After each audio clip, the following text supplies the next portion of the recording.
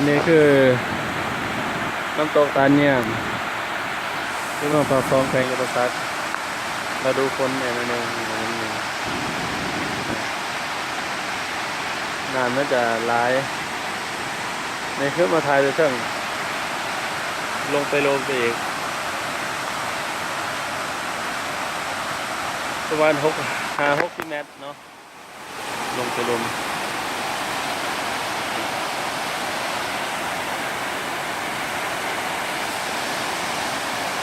บรรยากาศตอน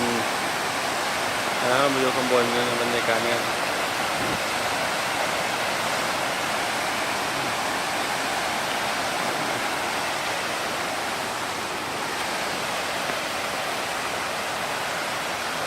น้ำตกจะสูง45 เมตร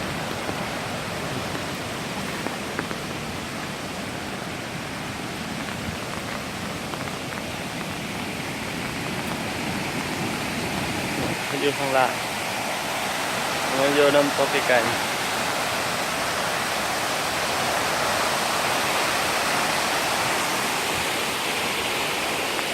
อันนี้คือโยมกัน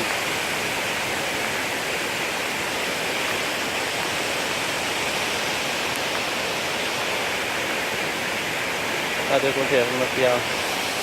จะลงไปลม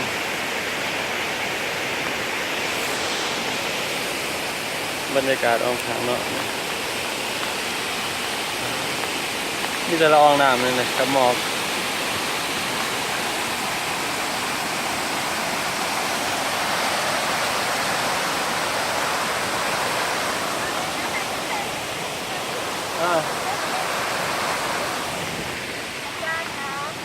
จับลูกผิดค่ะ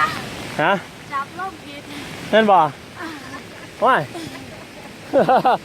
คิดว่าลมอาจารย์เนี่ยว่าแม่นบ่ โอ้ย โอ้ยเกือบขึ้นไปก่อนเนาะ แต่แบบมันใหม่กว่า แม่นบ่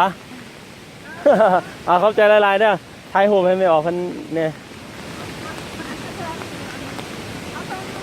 อยู่ข้างล่างนี่นิดนึงมันจะเห็นน้ำตกอยู่หน้าตรง